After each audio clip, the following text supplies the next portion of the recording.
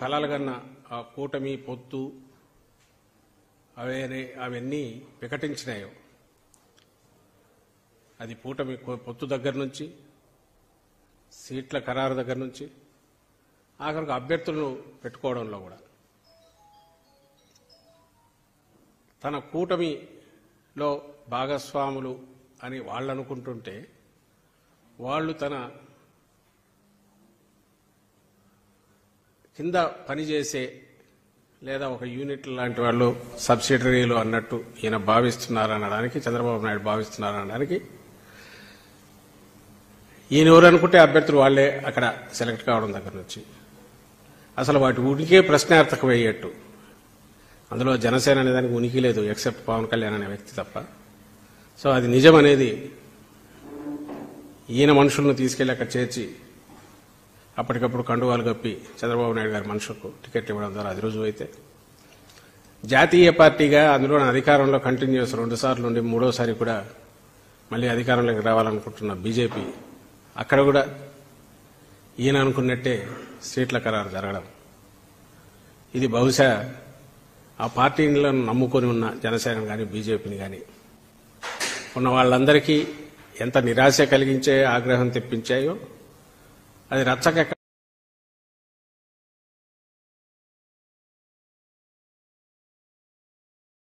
ఆఖరికి ఎక్కడికి పోతున్నాయంటే ఇంకా నెలలో జరగబోయే ఎన్నికలు నెల 10 రోజులు నెల 8 రోజులు 10 రోజులు కూడా లేదు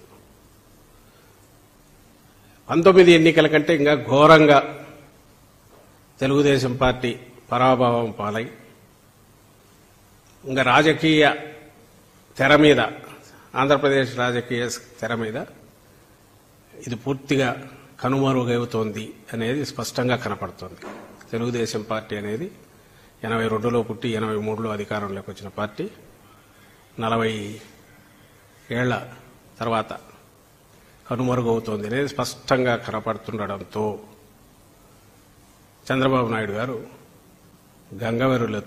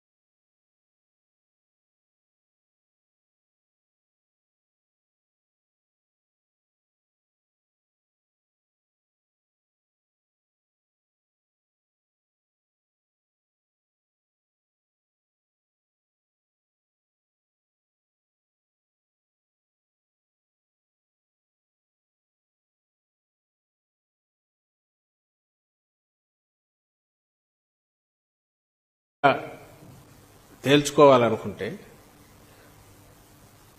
ప్రజలకు సంబంధించిన అజెండా మీద నువ్వు ఎంతన్నా కొట్లాడు, నువ్వు ఇక్కడ ఫెయిల్ అయినావా, నువ్వు ఎక్కడెక్కడ ఇదయ్యాను, నేనైతే ఏం చేస్తావు ఏమన్నాను, ఇదేంటి పిల్ల చేష్టలాగానో లేక మెంటల్ పిచ్చివాళ్లు కదా ఎగురుతున్నట్టు పిచ్చి మాటలు మాట్లాడుకుంటాను. ఎవరిని సైకో అనాలి, ఆ ఎగిరే చంద్రబాబు నాయుడు అనాలా లేక నిబ్బరంగా ప్రజల్లో అంత ఇదిగా ఆత్మవిశ్వాసంతో అడుగులేస్తూ ప్రజలతో ప్రేమగా పేదలతో ప్రేమగా మహిళలు పిల్లలు అందరూ ఎగబడి జనసముద్రం కనపడుతున్న జగన్మోహన్ రెడ్డి గారిని అనగలరు. జనం ఏమనుకుంటారో మొహం మీద ఉమ్మేస్తారనే ఇది కూడా లేకుండా ఎలా అలా తయారయ్యాడంటే సెనిలిటీ అని అనుకోవాలి. 73-74 ఏళ్ల తర్వాత సెనిలిటీ అంటే గుర్తొచ్చింది. నేను అది ఏదో ఇది అనుకున్నా. మొన్న చూస్తే తిరుపతిలో మాట్లాడుతుంది నిజంగానే అన్నాడంట. బీజేపీతో ఈయన పొత్తులో ఉన్నాడు. వరప్రసాద్ అభ్యర్థికి ఓటేయండి, బీజేపీకి వేయొద్దు, వృధా అవుతుంది మీరు వేస్తే అని అంటున్నా అంట. ఆయన నిలబడింది బీజేపీ అభ్యర్థిగా. ఈయన మర్చిపోయినాడు తనే అభ్యర్థుల సెలక్షన్లో తనే ఉన్నాడు. ఆ వరప్రసాద్ నటి ఇప్పుడు మా పార్టీ ఎమ్మెల్యేగా 19 ఎన్నికల్లో గూడూరుకి ఎలక్ట్ అయిన వరప్రసాద్ను బీజేపీ అభ్యర్థిగా ఈయన పెట్టి తిరుపతిలో పెట్టాడు. ఆయన మర్చిపోయినాడు చంద్రబాబు నాయుడు. అని మొన్న అంటున్నాడు. నేనేమన్నా ఎందుకు అట్లా వచ్చింది అబ్బా ఏమన్నా అనుకుంటే మళ్ళీ నిజమే అంటున్నారు. ఇంకా అలాంటివి అయితే కొల్లలు చెప్పాలంటే. ఈయన వ్యవస్థల గురించి, వ్యవస్థల మీద ఏ రకంగా ప్రెజర్ పెడుతున్నాడు అని అంటే, ఈరోజు అపోజిషన్ కాబట్టి డెస్పరేషన్లో అనుకుంటే మళ్ళీ గుర్తొచ్చి తీయించిన. మీరు చూడండి, 19లో కూడా ఆ రోజు అధికారంలో ఉన్నాడు ముఖ్యమంత్రిగా. ముఖ్యమంత్రిగా అధికారంలో ఉండి ఎలాంటి ఇది చేశాడో ఒక్కసారి చూడండి. పెట్టమ్మా సౌండ్.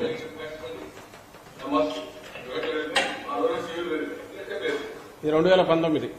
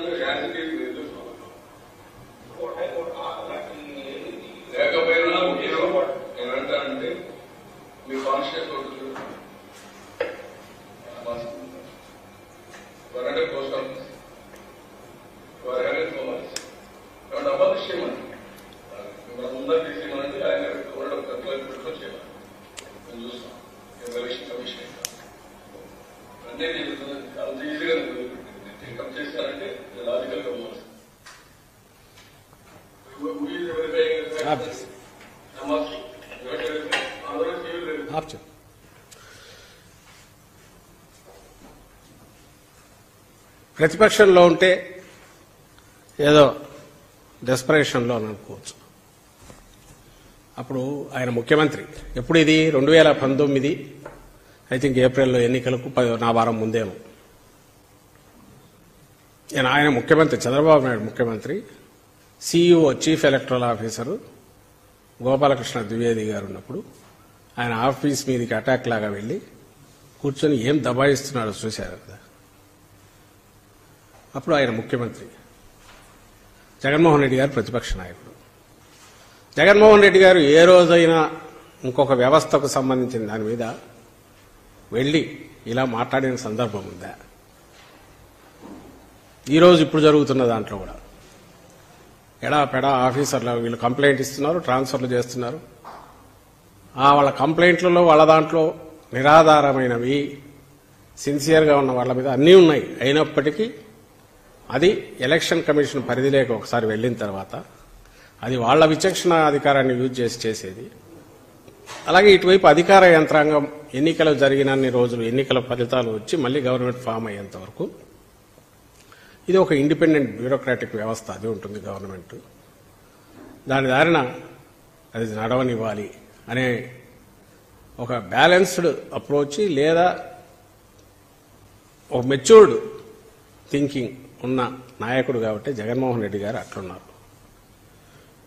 ఈరోజు చాలా మందికి అనిపించవచ్చు చంద్రబాబు నాయుడు గారు పాపం దాన్ని ఏమంటాం అధికారంలో లేనందువల్ల, ఆయన ఊపిరి ఆడనివ్వకుండా ఎవరో ఏదో చేస్తున్నందువల్ల ఆయన అలాంటి తిరుగుబాటు, రిబెలియన్ మనస్తత్వం ప్రదర్శిస్తున్నాడు.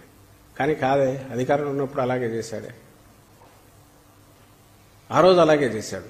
ఒక ముఖ్యమంత్రిగా ఆ రోజు ఆయన చేసింది, ఈ రోజు ఒక అపోజిషన్ లీడర్గా ఇంకొంచెం ఏజ్ ఒక 5 ఏళ్లు పెరిగింది కాబట్టి ఇంకొంత దానికి అసహనం ఇంకా పెరిగింది. అది ఈరోజు ప్రదర్శిస్తున్నాడు. ఇది ఈయన వ్యవస్థల మీద ఉండే గౌరవం. ఈయన వచ్చి జగన్మోహన్ రెడ్డి గారిని, వైఎస్ఆర్ కాంగ్రెస్ పార్టీ గురించి చంద్రబాబు నాయుడు మాట్లాడతాడు. ప్రజలు 5 ఏళ్లలో మర్చిపోయింటారని అనుకుంటున్నాడు. ఒక్క విషయం మీరు గత వారం రోజులుగా గమనిస్తే 1-2 ఇష్యూస్ ప్రధానంగా ఈ మధ్య ప్రజలందరూ గమనించాల్సింది, వృద్ధులకు సంబంధించిన పెన్షన్ల విషయంలో ఈయన దాష్టీకం, చంద్రబాబు నాయుడు గారి దాష్టీకం, ఆయన దుర్మార్గం, చంద్రబాబు నాయుడు గారి దుర్మార్గం. లక్షణంగా 1వ తేదీ ఉదయానికి పెన్షన్లు అందేవి. సరే ఏప్రిల్ కాబట్టి 3వ తేదీ, ఎందుకంటే ఫైనాన్షియల్ ఇయర్, కొత్త ఫైనాన్షియల్ ఇయర్ కాబట్టి ఇది రేపు మే వస్తే ఫస్ట్కే వస్తాయి. మే వస్తే మే 1కు అప్పటికి వాలంటీర్లు చేయడానికి లేదు, ఎందుకంటే మే 13th, జూన్ కూడా ఉండదు, ఎందుకంటే వాలంటీర్లకు డైరెక్షన్ వచ్చింది ఈసీ నుంచి. కాబట్టి ఆ తొలి రోజు ఎప్పుడైతే తెల్లవారుజామునే పొద్దున్నే వెళ్ళి డోర్ కొట్టి చిరునవ్వుతో పెన్షన్ ఇవ్వడం అనేది గత 4 ఏళ్ల 10 నెలలు అంటే వచ్చి వాలంటీర్ల వ్యవస్థ రావడానికి 3 నెలలు 4 నెలలు పట్టింది. కాబట్టి ఇది జరుగుతూ వచ్చింది ఆంధ్రప్రదేశ్లో ఆనవాయితీగా. ఓ బ్రహ్మాండమైన వ్యవస్థ. నువ్వు కక్షతో, చంద్రబాబు నాయుడు కక్షతో ఆయన వెనక ఆయనకు దిక్సూచి లాంటి ఈనాడు, ఆంధ్రజ్యోతి అంటే రామోజీరావు, రాధాకృష్ణ వీళ్లు నడుపుతూ ఓ దుష్ప్రచారం, విష ప్రచారం వాలంటీర్ల వ్యవస్థ మీద ఎట్లా చేసుకుంటూ వచ్చారనేది మీరు అందరూ గమనిస్తే, ముందు నుంచి ఏదైతే భయపడుతున్నామో వీళ్ళను కరెక్ట్ ఎన్నికల పేరుతో చెప్పి వీళ్ళు దూరం చేస్తారు. దానివల్ల ఆయన సాధించేది ఏంలే. ఎందుకంటే 4 ఏళ్ల పాటు ఒకవేళ వాలంటీర్లు ఇన్ఫ్లుయెన్స్ చేయడం అంటూ జరిగితే 4 ఏళ్ల పాటు జరిగే ఉంటుంది. ఈరోజు ఈ నెల 2 నెలల్లో వాళ్ళు ఇవ్వనంత మాత్రాన, ఇంటికి వెళ్ళి ఇవ్వనంత మాత్రాన ఒకవేళ ఆ ప్రభావం ఏమనంటే, ఆ ప్రభావం వస్తున్నది వాలంటీర్ వెళ్లి ఇస్తున్నందువల్ల కాదు, జగన్మోహన్ రెడ్డి గారు ఏదైతే పంపిస్తున్నారో అది చేతికి అందుతున్నందువల్ల. అది సహజంగానే చెప్పులు అరిగేట్టో లేదంటే ఎండాల్లో కింద మీద పడుతూ ఆఫీసులు చుట్టూ తిరగకుండా ఇంటికి రావడం అనేది ఇంకొంచెం ఆనందం కలిగించేది. ఆ పని చేస్తున్నది వాలంటీర్లు. నువ్వు దాన్ని ఎలాగూ తప్పించలేవు. ఎందుకంటే పెన్షన్ అయితే నువ్వు ఆపించలేవుగా. అంటే శక్తి ఉంటే అది కూడా ఆపించేవడం. ఈ సిటిజన్స్ ఫర్ డెమోక్రసీలా ఇంకోదాన్ని ఏదో దాన్ని పెట్టి ఈ పెన్షన్లు ప్రలోభ పెడతాయి కాబట్టి వాటిని ఆపించండి అని చెప్పేవాడేమో. అంత ధైర్యం చాలినట్ల. సో వాలంటీర్ల వరకు ఆపాలనుకున్నాడు. ఈ నిమ్మగడ్డ రమేష్ అనే ఒక వ్యక్తి, తన ఏజెంట్ ఎవరున్నారో ఆయన దీనికోసమే పెట్టించి ఆ రోజు నుంచి అటాక్ చేయించి దానివల్ల ఈసీ నుంచి ఆ డెసిషన్ వచ్చింది. ఈసీ ఏమైంది, ఎలక్షన్ కమిషన్ ఆల్టర్నేటివ్ ఏర్పాట్లు అంది. ఆల్టర్నేటివ్ ఏర్పాట్లు చేస్తున్నారు. ఆల్టర్నేటివ్ ఏర్పాట్లు నిజంగా వాలంటీర్లు పోయి ఇవ్వడం వల్ల ఫాస్ట్గా అవుతూ ఈ వ్యవస్థలు ఏమీ అవసరం లేకుండా ఇంటి దగ్గరికి ఇవ్వగలిగితే అసలు వాలంటీర్ల వ్యవస్థ ఎందుకుంటుంది? హ్యాండ్ హోల్డింగ్ ఎందుకు చేస్తుంది? దాని బాధ్యత అది. అయినా సరే ఇన్నాళ్ళు నువ్వు యాక్సెప్ట్ చేయని 1,26,000 మంది 1,30,000 మంది సెక్రటరియట్ ఉద్యోగులు ఉన్నారు కదా, వాళ్లతో ఇప్పించు, ఇంటికి పంపించే అని అన్నావు. వాళ్ళకి వేరే డ్యూటీస్ ఉండవా? డ్యూటీస్ చేసుకుంటూ వీలైనంత ఫాస్ట్గా త్వరగా ఇవ్వాలి. రాగలిగిన ఏబుల్ బాడీ వీళ్ళంతా రాండి, మిగిలిన వాళ్ళకు మేము అయిపోయినాక వచ్చి ఇస్తామని చెప్పి ఇచ్చారు. 2 డేస్లో నేను ఈరోజు చూస్తే 93% పైన అయిపోయింది. అంటే కరెక్ట్ 2-3 డేస్ 2.5 డేస్లో 90% పైన కంప్లీట్ చేశారు. మామూలుగా అయితే ఫస్ట్ డే కంప్లీట్ అయ్యేసరికి 85 అయ్యేది, సెకండ్ డేకి అయిపోయేది, మిగిలింది ఎవరైనా ఊర్లో లేకనో రకరకాల కారణాల్లో కొంత అయిపోయేది. ఇంత ఎఫర్ట్ పెట్టి ఉదయం 7 నుంచి రాత్రి 7 వరకు కూర్చొని ఎక్స్ట్రా అవర్స్ కూర్చొని మిగిలిన పనులన్నీ పక్కకు తోసి ఎంటైర్ అడ్మినిస్ట్రేషన్ అంతా కూడా దాని మీద దృష్టి పెట్టి చేస్తే ఆ ప్రాసెస్లో సహజంగానే ముందుగా నుంచి మేమేదైతే భయపడుతున్నామో అందరూ భయపడుతున్నారో ఎండలకు బయటకు వృద్ధులు వాళ్ళు వచ్చి, ఎందుకంటే వాళ్ళ ఆతృత వాళ్ళది ఉంటుంది. ఫస్ట్కి వచ్చే శాలరీనో ఫస్ట్ డేనే వచ్చే పెన్షన్ వచ్చేది 2-3 రోజుల తర్వాత రాకపోతే మళ్ళీ వస్తుందో రాదో, ఎందుకంటే నువ్వే భయపడుతున్నావు డబ్బులు లేవని. చంద్రబాబు నాయుడు మళ్ళీ అది కూడా భయపెట్టడం మొదలుపెట్టాడు, డబ్బులు లేవని.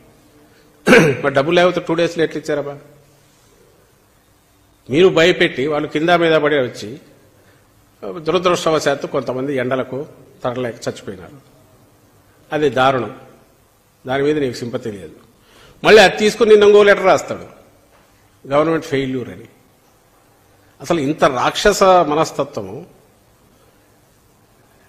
ఇంత యాగీ చేసే మనస్తత్వము, ఆగింతం ఎక్కడైనా ఒక పొలిటికల్ లీడర్లో మెచ్యూరిటీ వదిలేసేయండి. ఒక వార్డు స్థాయి నాయకుల్లో కూడా ఎవరూ చూడం. అతను నిజంగా ప్రజల్లో ఉండే నాయకుడైతే, లేదా ప్రజలకు సేవ చేయాలంటే నాయకుడైతే. ఎందుకంటే మామూలు సాధారణ సమాజంలో ఉండే వాళ్ళు కూడా మాత్రం మెచ్యూరిటీ ఉంటుంది. నువ్వే ఈ సిస్టమ్సే పనికిరానివి అసలు లేవని ముందు డినై చేశావు. ఉన్నవన్నీ మీ వాలంటీర్లంతా మీ ఏజెంట్లు అన్నావు. సెక్రటరియట్ అనేది అసలు ఉద్యోగాలు గవర్నమెంట్ ఉద్యోగాలు ఎక్కడిచ్చాయన్నావు. ఈరోజు అదే గవర్నమెంట్ ఉద్యోగాలు అక్కడ ఉన్నాయి, వాళ్ళని ఎందుకు వాడుకోరంటారు, వీళ్ళని ఇళ్ళకి ఎందుకు పంపరు అంటారు. అంటే నువ్వు ముఖ్యమంత్రిగా ఉన్నప్పుడు వ్యవస్థల మీద అటాక్ చేస్తావు, అపోజిషన్లో ఉన్నప్పుడు నువ్వు అటాక్ చేస్తావు. అంటే చంద్రబాబు నాయుడు అనేవాడు శాశ్వత ముఖ్యమంత్రిగా ఉండాలని రాష్ట్రంలోని అందరూ నిర్ణయించుకుని పెడితే తప్ప చంద్రబాబు నాయుడు కానీ, ఆయన దిక్సూచి లాంటి లేకుంటే ఆయన మోస్తున్న రామోజీరావు కానీ, రాధాకృష్ణకు కానీ, ఆయన వదిన చంద్రబాబు నాయుడు గారి వదిన పురంధేశ్వరికి కానీ ఆయన కొడుకు లోకేష్ గాని, ఆయన దత్తపుత్రుడు పవన్ కళ్యాణ్ గాని వాళ్లకు మనసు శాంతించదేమో అని అనిపిస్తుంది. ఈ దండు ఏదో చిన్న ముఠా ఏదైతే ఉందో వీళ్లకు అర్జెంటుగా చంద్రబాబు నాయుడు కూర్చోబెట్టాలి. అది అధికారంలో ఆయన ఉండాలి. ఇది టెర్రరిజం అనాలనా నాకు అర్థం కావట్లే. లేకపోతే మీడియా ట్రయల్స్. వాడే ఈడ్చి పారేసిన ఈసీ అంటాడు, అదే ఈనాడు. మరుసటి రోజు వీళ్ళ ఎస్పీలని మళ్ళీ వెళ్ళేస్తాడు వచ్చిన వాళ్ళు. అదే న్యూస్ పేపరా? కరపత్రం అనేది కూడా కాదేమో. ఎందుకంటే కరపత్రం అంటే వాళ్ళ విధానాలు ప్రకటించుకుంటారు. తెలుగుదేశం పార్టీ కరపత్రం అందాం అనుకుంటే కరపత్రం అంటే వాళ్ళు ఏం చేయాలనుకుంటున్నారు, విధానాలు సీరియస్. ఇది ప్రజలకు అర్థమయ్యే భాషలో రాస్తారు, ప్రజలకు అర్థమయ్యే అజెండా ఎక్స్ప్లెయిన్ చేస్తారు, ప్రజలకు అర్థమయ్యే అంశాలు చెప్తారు. ఇది నీ పైత్యం అంతా లోపల ఉన్నదంతా తన్నుకొని వస్తున్నదంతా. సరే, రామోజీరావు ఇంకోటి ఈ మధ్య మార్గదర్శి కేసు నడుస్తున్నప్పటి నుంచి ఆయన ఇంకా తట్టుకోలేకపోతున్నాడు. ఇంకా ఈ దీంట్లోనే ఎక్కడ తన గుండె ఆగిపోతుందేమో నాకు అనిపిస్తుంది. తన వాలకం చూస్తా అంటే, తన రియాక్షన్లు, తనవి అన్ని పత్రికలో కనపడుతున్నాయి. ఈరోజు మళ్ళీ ఇంకోటి ఏదో సిఎస్ గారు అని ఏదో హెడ్డింగ్ పెట్టి మళ్ళీ కొట్టుకొట్టాడు. ఇంకా direct attack on any system ఏదైనా సరే. 19లో ముఖ్యమంత్రిగా ఉన్నప్పుడేమో చంద్రబాబు నాయుడు అప్పుడు ఎలక్షన్ కమిషన్ మీద అటాక్. ఆ రోజు ఎలక్షన్ కమిషన్ ఒక అధికారిని ఏబీ వెంకటేశ్వరరావు ఎవరినో మార్చిందని అతను కోర్టుకు పోతే అనుకూలంగా అఫిడవిట్ వేయిస్తారు సిఎస్తో. అది బాగుంది ఆ రోజు. ఈరోజు అసలు అట్లాంటివి ఏం జరగట్లేదే. ఇండిపెండెంట్ గా దేనికి దానికి పనిచేస్తున్నాయి. దేని మీద ఒత్తిడి తెచ్చిన దాఖలాలు ఒక్కటంటే ఒక్కటి చూపమని చెప్పండి. కంప్లైంట్లు ఈనాడులో వార్త రాయడం, తప్పుడు వార్తలు, ఈసీకి వెళ్లడం, వాళ్ళు మా వాళ్లకు నోటీసులు ఇస్తున్నారు, ఎక్కడికెక్కడ కేసులు బుక్ చేస్తున్నారు. జరుగుతూనే ఉన్నాయి. ఏ రోజన్నా దాని గురించి ఎవరమన్నా క్వశ్చన్ చేశామా? ఇదేం అన్యాయం అని అడిగామా? లైన్ దాటారని మేమన్నా ఓ అని ఏడ్చామా? మొత్తుకున్నామా? లేదే. మీరెందుకు అట్లా చేస్తున్నారు? ఎవరిని ప్రశాంతంగా పనిచేయనివ్వరు. లేదంటే మొత్తం మీడియాలో, ఆ సెక్షన్ ఆఫ్ మీడియాలో, ఆ ఎల్లో మీడియాలో, ఈనాడు, ఆంధ్రజ్యోతి, ఆ TV5 ఇంకా వగైరా వగైరా ఏమన్నా ఉంటే తోకలు, వీటిలో దాని గురించి దర్యాప్తులు, విచారణలు అన్నీ అక్కడే జరిగే, తీర్పు కూడా ఇచ్చేస్తారు. ఈయనకి ఈ కోవలోకే ఆమె పురంధేశ్వరి. ఈయనేమో ఈ రకంగా నిన్న రాయడం, ఇమ్మీడియట్ యాక్షన్ తీసుకోవాలని నేను రాశాడు. నిన్న ఆయన లేటెస్ట్ లెటర్ ఏంటి? ఈ 1,26,000 మందిని వాడుకొని డోర్ డెలివరీ చేయనందువల్ల, పెన్షన్ డోర్ తిరిగి ఇవ్వనందువల్ల 35 మంది చనిపోయారు. ఈ మొత్తానికి ఈ ప్రభుత్వమే బాధ్యత వహించాలి. ఇమ్మీడియట్ దాని మీద యాక్షన్ తీసుకోండి. వైఎస్ఆర్ కాంగ్రెస్ పార్టీ మీద, చీఫ్ సెక్రటరీ మీద, ప్రభుత్వం మీద యాక్షన్ తీసుకోండి అని ఈసీకి ఒక లెటర్ చంద్రబాబు నాయుడు. అసలు దానికి ఏమైనా అర్థం పర్థం ఉందా? ఫస్ట్ థింగ్, నీకుందే అర్హత, అడిగే అర్హత.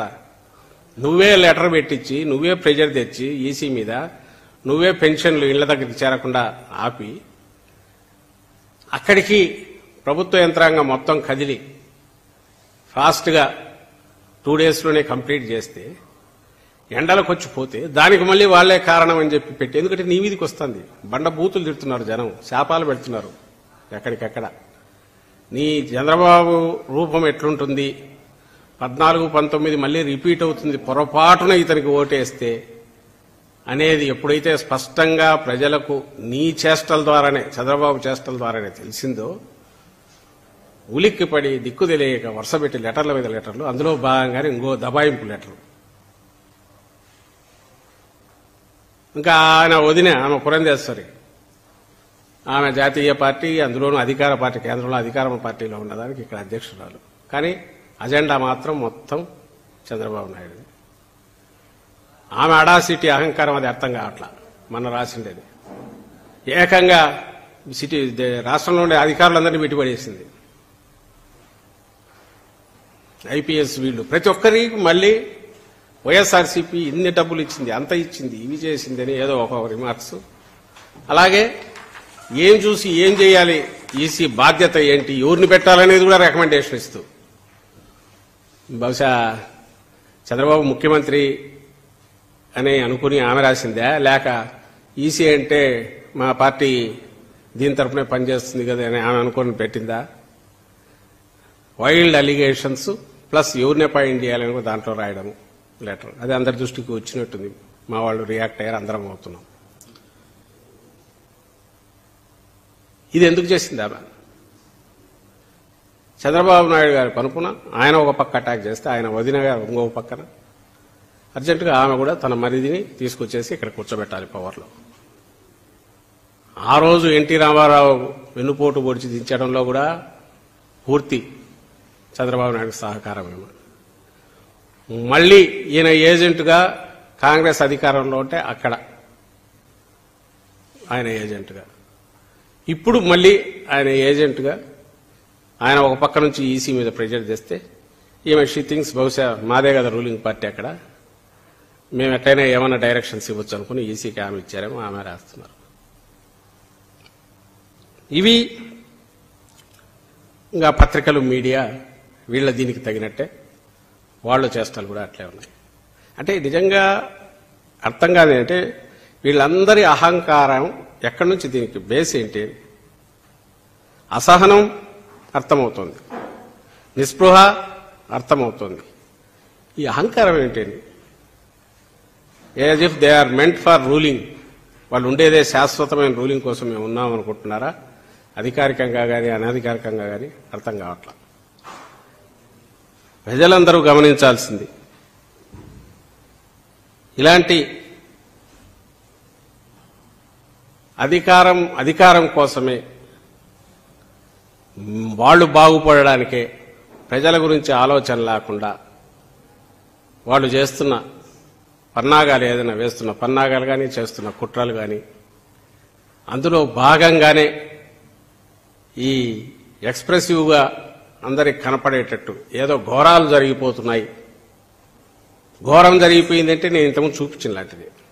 అంటే ఒక వ్యవస్థ, అందులోనూ ఇండిపెండెంట్ వ్యవస్థ, ఏ వ్యవస్థ పరిధిలో అయితే, ఈసీ పరిధిలో అయితే స్టేట్ అడ్మినిస్ట్రేషన్ కూడా పనిచేయాల్సి ఉంటుందో, ఇంక్లూడింగ్ సెంటర్తో సహా కాన్స్టిట్యూషన్ ప్రకారము, దాని మీద ఈయన అప్పట్లో ముఖ్యమంత్రి హోదాలో ఉండి వెళ్ళి అటాక్ చేయడం, మాటలు కూడా విన్నారుగా. ఇంకెందుకు అందరం క్లోజ్ చేసుకోండి, రిగ్గింగ్ చేసుకోండి అని ఈసీతో అంటాడు. ఆ అడాసిటీ, ఆ రోజు అదే అడాసిటీ, అదే అహంకారం, ఈరోజు కూడా అదే లెక్కలేనితనం, అదే అడాసిటీ, అదే టేకన్ ఫర్ గ్రాంటెడ్నెస్, అహంకారం. ఆయనకు కానీ, పురంధేశ్వరికి కానీ, రామోజీరావు బ్యానర్ హెడ్డింగ్లో కానీ, ఈడ్చి పారేసిన ఈసీ అనడంలో కానీ,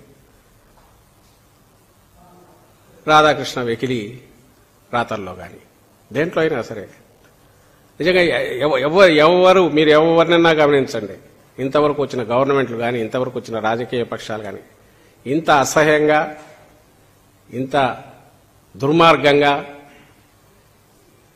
ఇంత అహంకారపూరితంగా ఎప్పుడన్నా ప్రవర్తించాయా?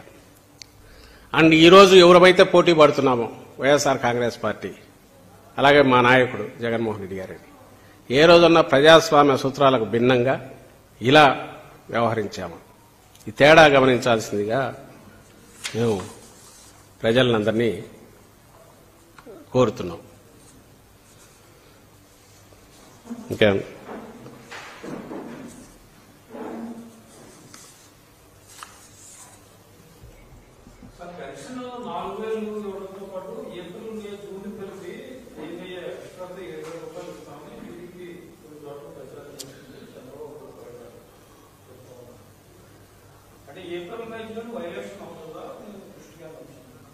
ఆయన ఎన్నికలకు దగ్గరికి రాగానే చంద్రబాబు నాయుడు గారి సూత్రం మీరు 14-19 మధ్య కూడా చూశారు.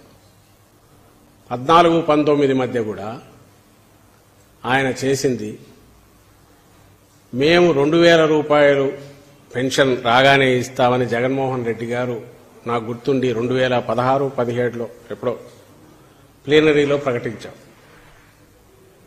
చంద్రబాబు నాయుడు నిజంగా ఏదైనా చిత్తశుద్ధి ఉంటే తాను ముందైనా చేసిండొచ్చు, 2,000 రూపాయలు లేదా జగన్మోహన్ రెడ్డి గారు అనగానే ఓహో ఇదేదో ఈయన వచ్చినట్టున్నాడు, నేను అధికారంలో ఉన్నా గారి కాదు చేసిండొచ్చు. ఆయన ఎప్పుడు తీసుకొచ్చాడు దాన్ని? 2019 జనవరి అని, అది కూడా ఫిబ్రవరి మార్చిలోనూ ఎలక్షన్లకు ఒక నెల ముందు, ఒక నెలది కలిపి ఇచ్చినట్టున్నాడు. అలాగే నేను గతంలో కూడా చూపించాను ఈయన చేసిండేది. ఆ రోజు వీళ్ళ హామీలతో మా జగన్మోహన్ రెడ్డి గారు కూడా ఎక్కడికక్కడ చూపిస్తున్నాడు, మా నాయకుడు కూడా. 2014 ఎన్నికల్లో 3 ఫోటోలు పెట్టుకుని చంద్రబాబు నాయుడు గారికి ఆయన దీన్ని సపోర్ట్ చేస్తూ మోడీ గారు, పవన్ కళ్యాణ్ గారితో ఫోటోలు పెట్టి ఆ రోజు ఒక లేఖ కూడా చంద్రబాబు నాయుడు రాశాడు 14లో. దీంట్లో ఇచ్చిన హామీల్లో ఒక్కటంటే ఒకటైనా చేశాడా? 3 సెంట్ల స్థలం అన్నాడు, ఇల్లు అన్నాడు, అలాగే ఉద్యోగం వచ్చేంత వరకు నిరుద్యోగ భృతి అన్నాడు, ఇంకా చాలా ఉన్నాయి. అలాగే మేనిఫెస్టోని 600 హామీలు అవన్నీ పోయినాయి. ఒక్కటంటే ఒక్క హామీ అన్నా ఫుల్ఫిల్ చేశాడా?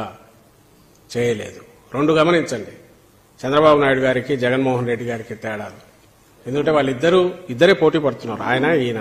జగన్మోహన్ రెడ్డి గారు కావాలన్నా లేదంటే చంద్రబాబు నాయుడు కావాలన్నా అంటే చంద్రబాబు నాయుడు గారు ఏది చేసినా మీరు ఏదన్నా చూడండి, ఫైనల్ ఎన్నికలు 4 నెలలు 3 నెలలు ఉన్నాయనగా టకాటకా కొన్ని ఏదో అమలు చేసి ఆ తర్వాత మళ్లీ ఎన్నికలకు వెళ్ళడం, హామీలు ఇచ్చుకొని రావడం. రైతు రుణమాఫీ అనేది అసలు ఊసేలేదు. అది అంతా 1,00,000 కోట్లకు గాను 87,000 కోట్ల పైన ఎంత వేస్తే 1,00,000 కోట్ల దాకా పోయేది. 13,000 కోట్ల ఎంతటితో చుట్టేశాడు. అలాంటి కోవలేకే ఈ పెన్షన్ ఇది కూడా. అలాంటి వ్యక్తి ఈరోజు వచ్చి నేను 4,000 ఇస్తానంటున్నాడు. జగన్మోహన్ రెడ్డి గారేమో అనౌన్స్ చేసినవన్నీ డే 1 నుంచో లేకుంటే ఇమ్మీడియట్ సిస్టమ్ తన కంట్రోల్లోకి రాగానే అన్నా చేసి కోవిడ్ సమయంలో కూడా ఇస్తూ వచ్చాడు. ఒక్క పథకం కూడా ఆపలేదు. తేడా ఇది. మళ్లీ ఎన్నికలకు వెళ్లేసరికి తాను ఇచ్చిన తన పథకాల ఇంప్లిమెంటేషన్ కూడా పూర్తి చేసి దాని ఇంపాక్ట్ కూడా జనం పేదల మీద ఉండి వాళ్ళ బతుకులు బాగుపడినాకనే మీ ఆశీస్సులు ఇవ్వండి అని జగన్మోహన్ రెడ్డి గారు వెళ్తుంటే, చంద్రబాబు నాయుడు అలవిగానివో లేకుంటే ఏదైనా సరే ఆకాశంలో తెచ్చిస్తానని చెప్పి అర్జెంటుగా ముందు అధికారంలోకి రావాలి, ఆ తర్వాత మొత్తం చాప చుట్టేసి పక్కన పడేసే రకం ఆయన. ఇప్పుడు మళ్ళీ అదే దీంతో వస్తున్నాడు. 4,000 అది నమ్మరని చెప్పి 3 నెలలు ముందే ఊరించడానికి, ఏప్రిల్తో సహా.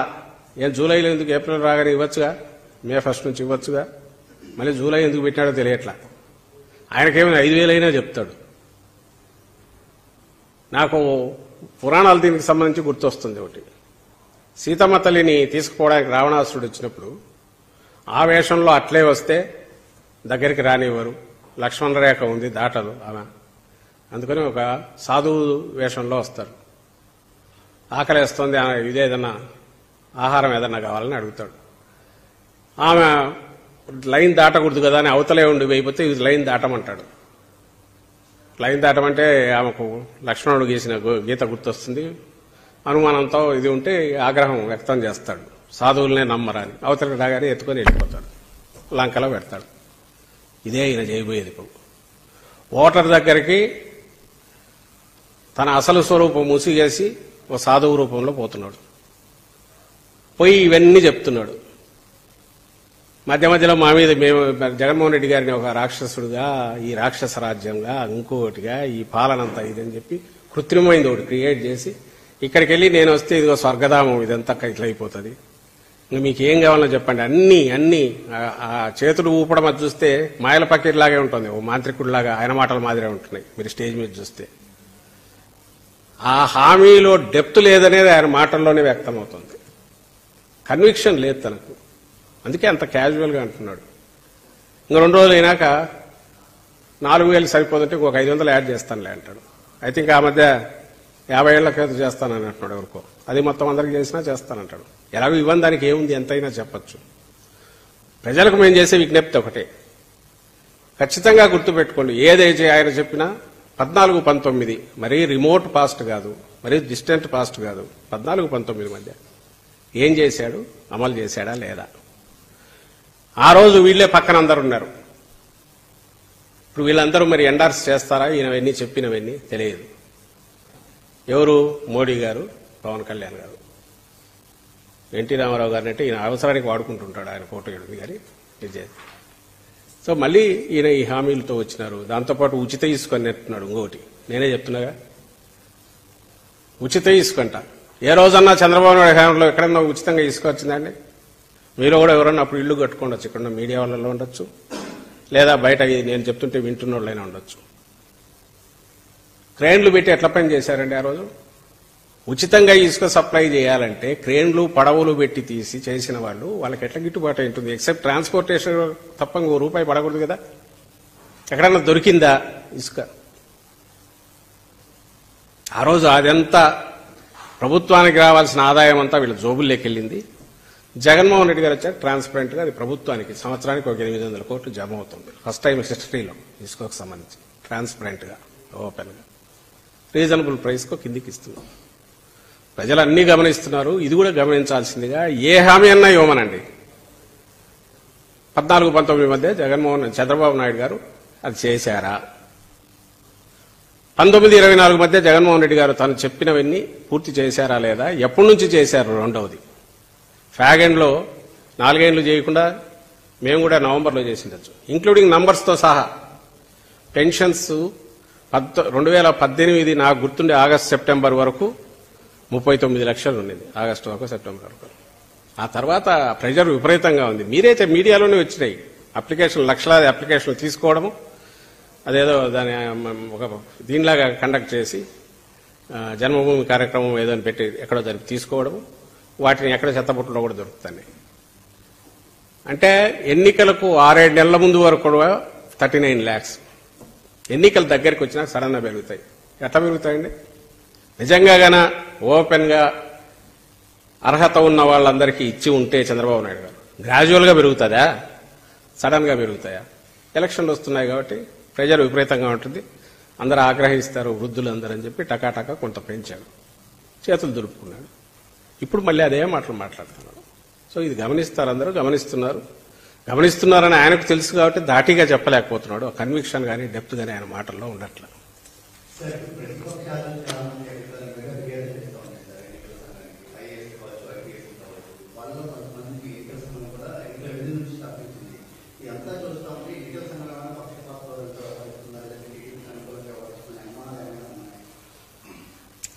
మేము అలాంటివి ఏమి, నేను ఇంతసేపు చెప్పింది అదే. ఎన్నికల commission is an independent body. మాకు సంబంధించి అయితే మేము ఎన్నికలు అనౌన్స్ చేసి కోడ్ వచ్చిన తర్వాత అపోజిషన్ లాగే మేము కూడా మేము అనుకుంటున్నాం. ప్రతిబంధకాలు అన్నీ ఉంటాయి. ప్రజల్లో ఉన్నాం కాబట్టి ప్రజలకు వెళ్ళి అప్పీల్ చేసుకుంటున్నాం. అధికార యంత్రాంగాన్ని ఉపయోగించుకోనో లేకపోతే దానిల మీద డిపెండ్ అయ్యో నడిపే చంద్రబాబు నాయుడు గారు లాంటి వాళ్ళకైతే ఉక్రోషము, ఆవేశం వస్తాయి. అది 2019లో పోయి మీద పడినట్టు, ఖర్చేట్టు మీద పడినట్టు అట్లా పడతారు. కానీ జగన్మోహన్ రెడ్డి గారు దాన్ని పెద్ద వేరే రకంగా ఇంకోటి చూడట్లేదు. దాని ఎన్నికల కమిషన్ ఇండిపెండెంట్ బాడీ, దాని విచక్షణ అధికారం వాళ్ళ దగ్గరికి వచ్చిన దాన్ని బట్టి ఇది అవుతుంది. మా వైపు ఆర్గ్యుమెంట్ ఉంటే మేము చేస్తాం. అయితే వీళ్ళు కంప్లైంట్ ఇచ్చిన వాళ్ళలో మీరు గమనిస్తే మైనారిటీకి చెందిన అధికారులు, ఎస్సీ అధికారులు, సిన్సియర్ గా చేసిన అధికారులు వాళ్ళు ఉన్నారు. మరి ఏ ఉద్దేశాలతో చేసినారో వాళ్ళు అర్థం కావట్లా. అది వాళ్ళ మీద మేము అటాక్ పెడతాం. అపోజిషన్ చేసిన, అపోజిషన్ అంటే తెలుగుదేశం పార్టీలు ఎవరున్నారు అక్కడ, లేదా వాళ్ళ ఏజెంట్లన్నా అదర్ పార్టీస్ లో ఉన్న ఏజెంట్లని చెప్పినట్టు. రెండవది నేను పాయింట్అవుట్ చేయదలుచుకునేది అంటే, పురంధేశ్వరి పెట్టిన లెటర్ ప్రకారం అయితే రాష్ట్రంలో ఆఫీసర్లు అందరూ అమ్ముడు పోయిన వాళ్లే. మరి ఇదే ఆఫీసర్లే అంతకుముందు కూడా ఉన్నారు. ఆమె మొత్తం లిస్ట్ అవుట్ చేసింది కంప్లీట్. ఇంకా వాళ్ళ కోరిక లేదా రామోజీరావు కోరిక వీళ్ళు కూర్చొని రాస్తుంటారు అనమాట. టీడీపీ ఆఫీస్ నుంచి తయారవుతుంటాయి, రామోజీరావు ఆఫీస్ నుంచి తయారవుతుంటాయి. ఇంకా వీళ్ళ దీంట్లోకి ఎవరైనా తీసుకొచ్చేసి ఏ మార్గదర్శి ఆఫీసో ఈనాడు పేపర్లో మేనేజర్లను వాళ్ళని తెచ్చి పోస్టులో పెడితే అప్పుడు మనసు శాంతిస్తుందేమో, లేదా దీనికంటే భిన్నంగా చంద్రబాబు నాయుడు డిక్లేర్ చేస్తే అప్పటికి వాళ్ళ మనసు శాంతిస్తుందేమో అనిపిస్తుంది. అంటే నువ్వు అధికారంలోకి రావాలనుకుంటున్న పార్టీ అయితే, మొన్నటి వరకు నువ్వు అధికారంలో ఉన్న పార్టీ అయితే, అప్పుడు సర్వీస్లో ఉన్న అధికారులే కదా ఇప్పుడున్నారు. మేము అనట్లేదే వీళ్ళందరూ ఇదిగా ఉన్నారని చెప్పి. ఇప్పుడు మేము చూస్తున్నాం అంటే ఆ రోజు మరి మీరు అట్లే ఇది కదా, ఎవరో ఎముకలు మెళ్ళేసుకొని తిరిగే వాళ్ళంటే చూపండి, వద్దని ఎవరన్నారు. మీరు చూపిన వాళ్ళు ట్రాన్స్ఫర్ చేస్తున్నాం అన్నారు, మేమేం కామెంట్ చేయట్లేదే. వాళ్ళు ఏమో ఎముకలు మెళ్ళేసుకోవట్లేదు, ఎవరు కాకపోయినా మీరు చేస్తున్నారు. ఎలక్షన్ కమిషన్ డిస్క్రిప్షన్తో ఇచ్చేస్తుంది. మేము దాని మీద కానీ ఎన్నికల కమిషన్ మీద కానీ మేమే మాట్లాడట్లేదే. ఇట్స్ ఒక third party independent agency, constitutional body. దానికి రెస్పెక్ట్ ఇవ్వాలనే మినిమం ఇది మాకుంది, మీకు లేదు, తెలుగుదేశం పార్టీకి లేదు.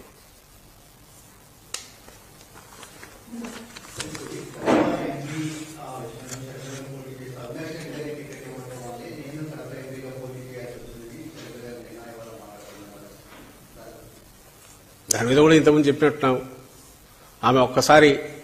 ఆమె సంజాయిషి ఇవ్వాల్సిన పాయింట్లు చాలా ఉన్నాయి. షర్మిల గారు తెలంగాణ నుంచి హఠాత్తుగా ఎందుకు మాయమయ్యారు, తెలంగాణకే జీవితం అంకితం వాళ్ళు ఎందుకు మాయమయ్యి అక్కడి నుంచి ఇక్కడ ప్రత్యక్షమయ్యారు, వచ్చి మళ్ళీ ఇక్కడ ఎత్తిపోయిన కాంగ్రెస్ పార్టీలో ఎవరు మీకు బాధ్యత అప్పచెప్పారు, అదే కాంగ్రెస్ ఈ విపరీతంగా ఏకిపారేసి ఆ రోజు తిట్టిన, ఈవెన్ తన పార్టీ పెట్టినా కూడా తెలంగాణలో జరిగింది.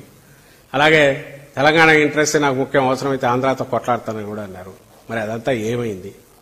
ఓ పెయిడ్ ఆర్టిస్ట్ లాగా ఎందుకు ఈరోజు మాట్లాడుతున్నారు? వీటికి ఆన్సర్లు దొరికితే ఈ వివేకానంద రెడ్డి హత్య, ఆమె తీసుకున్న పాత్ర, దానికి ఆన్సర్ దాంట్లోనే ఉంటుంది. వివేకానంద రెడ్డి గారి హత్య గురించి 4 ఏళ్లుగా ఆమెకు పట్టంది, ఈ రోజు హఠాత్తుగా వచ్చింది, ఎందుకు వచ్చింది? పోనీ అదే ఎన్నికల అజెండా అనుకుంటే మరీ మంచిది, తెలుస్తుంది కదా.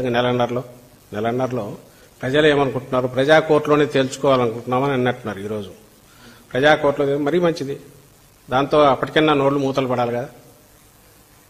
రేపు ఈ ఎన్నికల్లో తెలుస్తుందిగా. ఎన్నికలకున్న పవిత్రత కానీ, ఎన్నికలకు అజెండా ఏముండాలని కూడా ఇగ్నోర్ చేసి, వ్యక్తిగతంగా కూడా దానికి ఏమీ ఓ ప్రాతిపదిక లేకుండా అసంబద్ధమైనవి ఏదైతే ఆ ఆరోపణలకు రిప్లైలు ఇచ్చుకుంటూ పోతే అది ఎక్కడికి పోతుందో కూడా తెలియదు.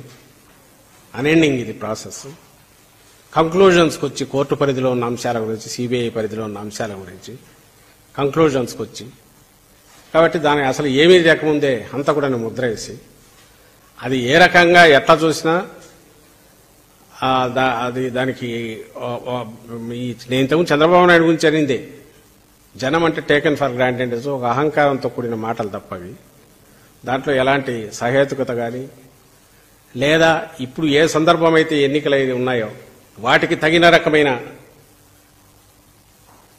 ప్రాతిపదిక కానీ పార్టీ వైపు నుంచి ఉండాల్సింది లేదు. వేరే అజెండా వచ్చి వ్యక్తిగతమైన అజెండా, అది కూడా ఆమె అజెండా అని కనిపించట్లా. చంద్రబాబు అజెండా ఏదో అది ఆమె ఎగ్జిక్యూట్ చేస్తుంది, అందుకే పెయిడ్ ఆర్టిస్ట్ అని అనాల్సి వస్తుంది.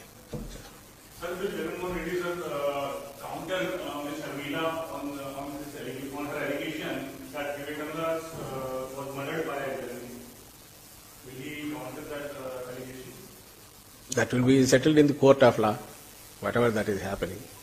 And politically, if we go on answering every silly questions and wild allegations, that will end nowhere. We will miss the real test and miss the whatever the public expect. That we should talk about the public and public agenda, people's agenda. That is our main focus during the elections, and anybody's focus should be the same. That's what we feel. If we leave that and if you go on with a personal agenda, that will become a personal agenda, and whatever that is appropriate action that should be initiated, that obviously we will initiate. Our candidate as well as our party, we will